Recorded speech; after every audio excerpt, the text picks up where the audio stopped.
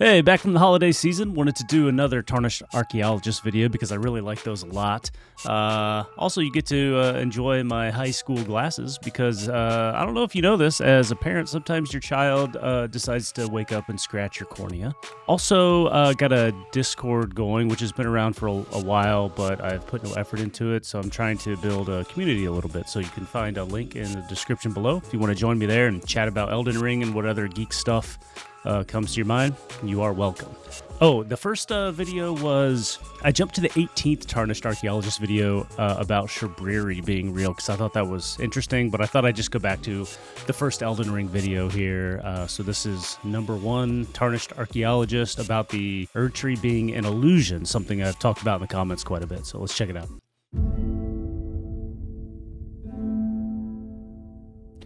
Everything had changed and was buried deep in ash like snow. That's exactly what happened there. I never expressed any fear, but only kept going by the consolation that the whole world was perishing with me. Who said that? Eyewitness account of Pompeii's destruction. Wow, I didn't expect that. I was like, who said that in Elden Ring? Whack! Oh, shit. God, I gotta get better at parrying. The golden Erdtree is the dominant visual feature of the lands between for its many inhabitants, and serves as an omnipresent reference point for the player character as they explore the land's many domains. The thesis of this video is that the original Erdtree is dead, having already been burnt during a specific past crisis, and that the current version of the Erdtree we see in-game, the toweringly impressive golden form we all instantly recognize, is nothing but an illusion. It's an illusion. A persistent object of faith and reverence despite the fact that its age has clearly passed. When we enter the capital... This is such a mind-blowing idea. And you know, I've watched a ton of Elden Ring lore videos, most being on the channel here, and like that just came up once, I think, in a VatiVidya video, and I was like, damn, man, that is a crazy idea. Had a very small chat with somebody in the comments about it, and but it's like one thing I keep thinking about. It like blows me away. It's so crazy. City of Leyndell, we are greeted by somber melodies, oracles trumpeting the arrival of a new lord, and a visual spectacle unlike any we've seen. Yeah, never ending. Worthy of the Vikings' awestruck description of Constantinople. Quote, "We knew not whether we were in heaven or on earth.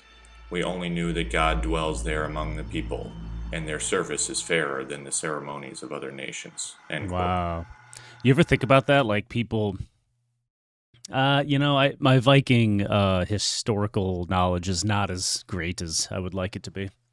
But I, you know, think of like a more rugged sort of people, and they show up at, you know, in Rome or something wild back in the day where they're just like, holy fucking shit, like look at this place, like just the technology and architecture is like so far beyond anything they've ever seen, like how that would feel, especially if you were sent there to like fight them. You'd be like, oh shit, you know, like that's like in World War I, like we've all played Battlefield back in the day, you know, the World War I, where there were like people on horseback in World War I, like no shit, running up against a tank, like damn, like I'm failing, I'm not gonna win this war. But as we explore the city further, we begin to notice the unmistakable evidence of a prior cataclysm. Yes, there is that one. But beyond Grand Sax's entry, we see a city in despair. Soldiers roam the streets or sit in resignation, having apparently long abandoned their patrols. Piles of ash clutter the streets and obstruct pathways and arches. You know what I think about a lot? I know I'm pausing this a lot. It's a short video, though. You have these people that are sitting there, and it sort of looks like all these cities have just been around forever. And no one can actually die. So, like, if you're a guard in the city and you walk around guarding shit, but the city's like broken and there's a dead dragon and there's not like people living there anymore, but you can't really die, do you just walk around like this undead guard for eternity? And I kind of feel like that's what generally happens to most of the people in the game. Like they're not really like people walking around. They're just like this never-ending like with one purpose, like I patrol my post or something, you know? The source of the ash is clear, as we see at the end of the game when the current version of the Erdtree is burnt. Langdell turns into a capital of ash. Okay, wouldn't that indicate it was a real curiously tree? Of all, yellow wax seals the doorways and windows of the houses of the capital. These last two paint a very specific picture. I never figured out what the wax Ash meant. has accumulated on the ground all throughout the capital, so much so that its citizens have taken to sealing their doors to prevent the ash from entering their dwellings. What? This brings to mind the practice of families in the American Midwest during the catastrophe of the Dust Bowl. Okay, somebody let me know, because I thought for sure that there was wax blocking most of the doors prior to the Erdtree being burnt. So I could be wrong about that, but I'm pretty sure it was there. Who would seal their windows and doors in vain attempts to prevent the incessant dust from entering their homes. And if you haven't seen like pictures and videos of the, well, I don't know about videos, but pictures of the Dust Bowl issues back in the day, once before. It was crazy. And it is the source of the ash in the contemporary version of Langdell. And you know what's shitty about that? They seal up all the little cracks and stuff in their house, and then no air gets in. Like, it's not a good thing to have your house be completely sealed and airtight. The prior burning event was so destructive to the working of the capital that its citizens took very specific measures to counteract it, but are nonetheless left in the sorry state that we find them in game. Huh. But then, what is the current version of the Erdtree that we see? Well, the golden seed item description makes it clear. Is he saying it was burnt before we were there? So, like, we burn the illusion of the Erdtree, but was it... No, because there was no ash. I'm confused. I should stop talking and start listening.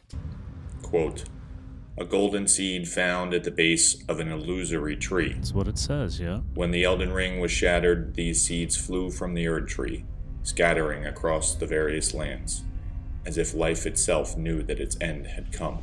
End quote. This item description explicitly tells us that the golden trees under which we find the golden seeds are illusions. I love this. I like his videos. They're really good, but you could tell it's like an OG video. It's a little bit rough cut on the audio and stuff. The implicit juxtaposition being with the minor Erdtrees, offspring of the Erdtree, which we can see are made of actual physical wood and bark. Furthermore, the Blessed Dew talisman description reads, quote, talisman depicting a drop of the Erdtree's sap, a blessed boon. It was once thought that the blessed sap of the Erdtree would drip from its boughs forever, but that age of plenty swiftly came to a close, and with time, the Erdtree became more an object of faith, end quote. Rather than simply succumbing to the inevitable decline of all living things, the swift end to this bountiful age indicates a specific destructive event, which we now know is the first burning of the Erdtree. The first burning of the Erdtree. When it was replaced with its current form, the golden spectral illusion, it became merely an object of faith. Wow. Indeed, we even know of another example of a golden illusion that anyone who's... Okay. I don't know if he's going to go into this, but... You know, I'm constantly surprised that I don't know the answers to these things. Like, I sit here watching these videos, and I, like, feel like I really know what's up, and then I'm, like, sitting here in awe right now, like, whoa, there was a first burning of the Erdtree? When did that happen? And I know they've talked about it, right? Like, there's so much data coming in, I can't process all of it, you know? Played the game will instantly recognize the first Godfrey fight. The Godfrey that we fight in the first encounter is explicitly referred to as Godfrey the First Elden Lord, a moniker referring to his past glory, and the axe he wields in game is unbroken. That's true. Contrast this to his second corporeal boss fight as Hoarah-Loux. You ever notice how his axe looks like it's Wu-Tang? Which we know specifically was just as real talk though. That's a Wu-Tang axe. Contrast this to his second corporeal boss fight as Hoarah-Loux. Oh shit! And we see the broken axe, which we know specifically was, quote, same axe. broken in a battle same fought axe. as leader of the Tarnished during the Long March, end quote. If the axe was broken during the Long March, then the first Godfrey fight must be a golden illusion conjured of him prior to his tarnishing, at the peak of his powers. Ah. Unless there be any lingering doubt about its prior destruction, the current Erdtree even contains a sliver of its original form. Yeah, I always thought about that. A small window you could of just bark see it and clearly wood at its base. I always thought it was a shadow. When you're far away from it, it kind of looks like the big tree has a cut inside of it, and it just looks like a shadow, like it's, you know, like as if it's lit from the outside or it reflects light from the outside, but there was just a hole in it. But then you get close to it and you see this, like the OG, like the original actual tree, and it's not inside. And so that really helps bring it forward that, like, oh, this is like a tree around a tree. All that remains of the original Erdtree's form.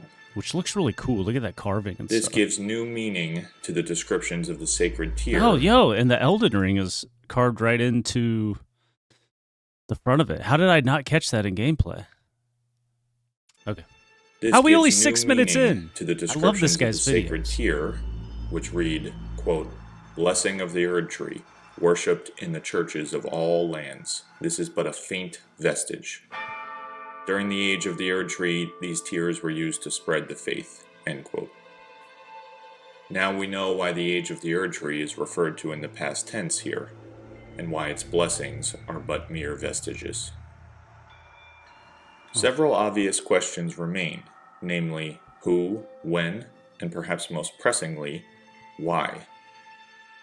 The when is implied by the aforementioned golden seed description to be during the shattering of the Elden Ring. Just as the civil war that followed became known as, quote, the shattering of the Elden Ring seems to be describing a specific catastrophe that involved the first burning of the Erdtree. Okay. And there's lots of hypothesis about this, like what is the shattering? Because, like, is the Elden Ring actually a ring? I've heard that it is just a ring of people, like all the runes are ring, the great runes are rings. So the shattering of the ring is really like the shattering of the family and stuff like that. The player character burns the spectral, illusory Erdtree at the end of the game. They do so in order to brandish the broken Elden Ring and forge a new order of their choosing. That's funny. He says at the end of the game. Man, I had 40 more hours of gameplay after I burned that thing. The obvious symmetry of an initial Erdtree burning event which caused the shattering of the ring, and the subsequent burning event which allows its mending, is no doubt deliberate on the part of the developers. Furthermore, the Golden Seed description even tells us the mechanism of this catastrophe, as it states, quote, "When the Elden Ring was shattered, these seeds flew from the Erdtree," end quote. All right. Many species of coniferous tree actually need fire to spread their seeds, a process known as serotiny. Yeah, you burn down a forest to pine cones are spread it out. initially dormant, their seeds sealed with resin. But during a forest fire, heat causes the cones to open up, releasing the seeds to be carried by heat drafts and scatter across the land. Pretty cool, actually. So you got to think, are we like messing up natural processes by having fire departments? Humans are like the scourge of the planet, honestly. Like, we really just fuck everything up. Indeed, many forests actually need periodic fires to maintain the overall health of the forest. If one does not allow the natural cycle of growth, burning, and regrowth, the entire forest suffers. Likewise, the who in this whodunit is fairly obvious as well. Melina, the Kindling Maiden.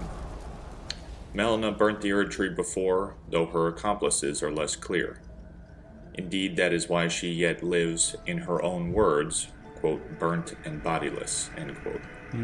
She is the Kindling Maiden, and when she meets with her mother Marika in the Erdtree, she is reminded of her singular purpose in life, to burn down the Erdtree. O Erdtree, you shall burn. I wish to journey with you once more. Where you want to go? To the flame of ruin, far above the clouds, upon the snowy mountain tops of the giants.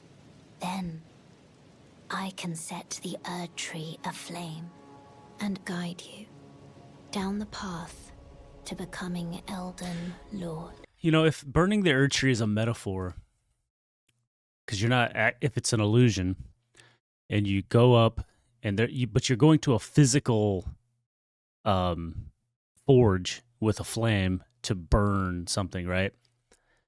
Like, what the hell is actually happening? Like, why did you even have to go to the forge? Is it magic that's doing this, or is it like the act of going there and doing what you do, like, kind of showing like the religious aspect of it is not real, or that you can set it aside? Like, I don't know. I don't really know why you have to physically go to the top of the mountain, to the mountaintop, to the forge to burn something that's not even there in the first place.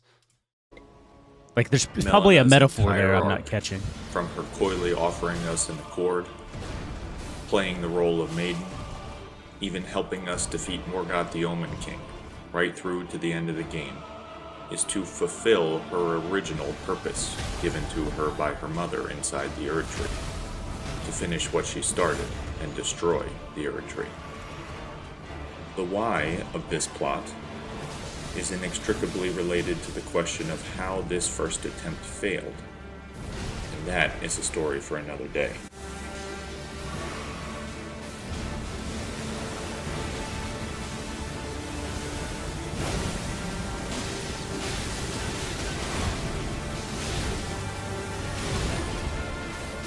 You dead, son. Oh, he lived through that. Tell a story. Dude he just wanted to show his 1 HP run through there. There was no reason to have all that fighting. He just got down to 1 HP and was like, check that shit out. Hergra. Awesome video, man. I like that. That was pretty good. I like Tarnished Archaeologist. You know, there's something about him, like, he's not too like flashy, right? Like, it's like the dude just takes the lore seriously and is just like, okay, hey, check this out, and starts going through it like logically, like kind of slow and well spoken in a way, like just relaying the actual data.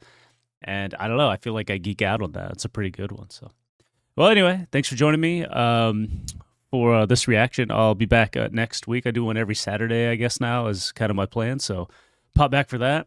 Also doing a Last of Us Part 2 playthrough. So if you are curious to do some Let's Plays with me, come check that out. And again, check out the Discord, link in the description below. See you next time. Bye.